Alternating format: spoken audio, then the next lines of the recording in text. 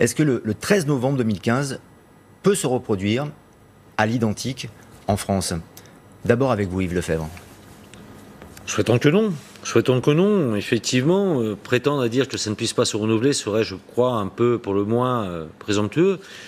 Manifestement, aujourd'hui, les moyens mis à disposition, notamment les moyens mis à disposition des services de renseignement, permettent de mieux appréhender.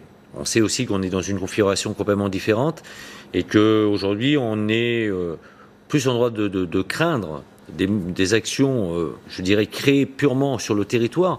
Une menace terroriste Made in France, liée quand même, bien évidemment, à Daesh. Mais avoir aujourd'hui une organisation venue de l'étranger, il y a moins de faisabilité. Il ne faut pas l'écarter, bien évidemment, mais il y a moins de faisabilité. Pourquoi? Parce qu'il y a un travail, il y a eu des moyens donnés au renseignement, il y a eu, je dirais, une spécialisation du renseignement et une collaboration encore insuffisante, mais qui commence un peu à prendre forme avec les services de renseignement à l'étranger. Moins de crainte en ce domaine, mais beaucoup plus de crainte ailleurs, malheureusement. Yves Lefebvre, est-ce que vous estimez désormais que les policiers sont assez armés face à la menace terroriste? Alors on va distinguer deux formes de policiers.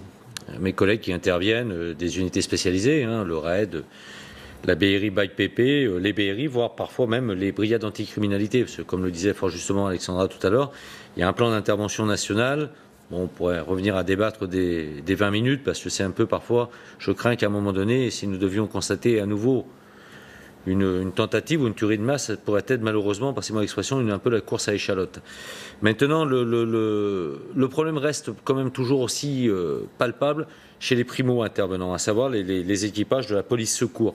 Ceux qui interviennent, ceux qui sont intervenus les premiers au Bataclan, ceux qui sont intervenus les premiers lors de l'attentat avec le camion à Nice, et qui interviendront partout demain, quelle que soit la forme de l'attentat. Eux, l'armement, il est resté toujours le même.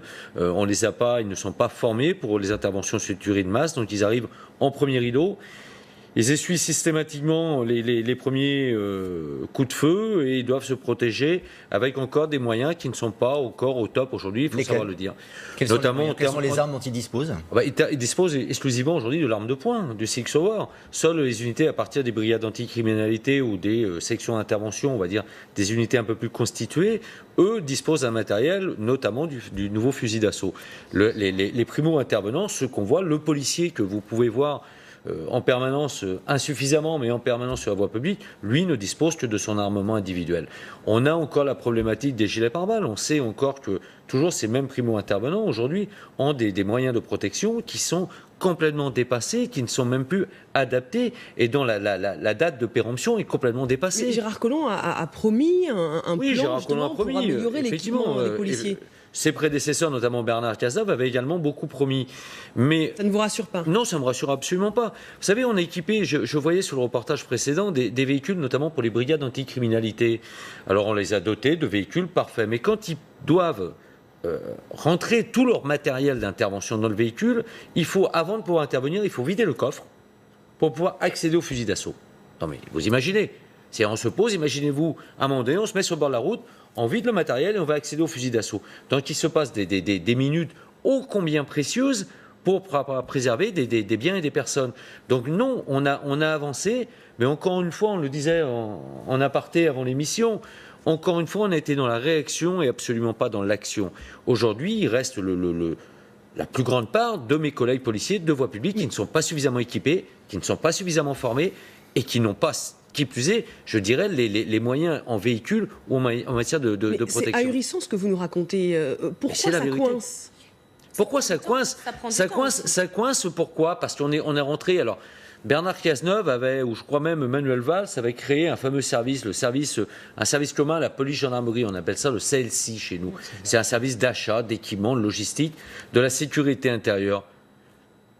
Je vais être très dur dans mes propos. C'est une usine à gaz, avec des gens qui ne comprennent rien de ce qui se passe réellement sur le terrain et qui passent des commandes qui ne sont pas en adéquation avec ce qu'attendent les policiers.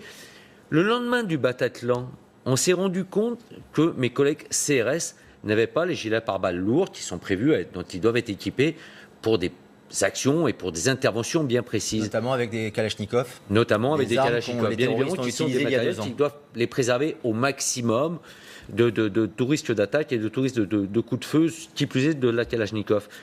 On avait passé à l'époque des commandes. Nous étions il y a 2 ans aujourd'hui, donc vous voyez, on y sera 2 ans demain.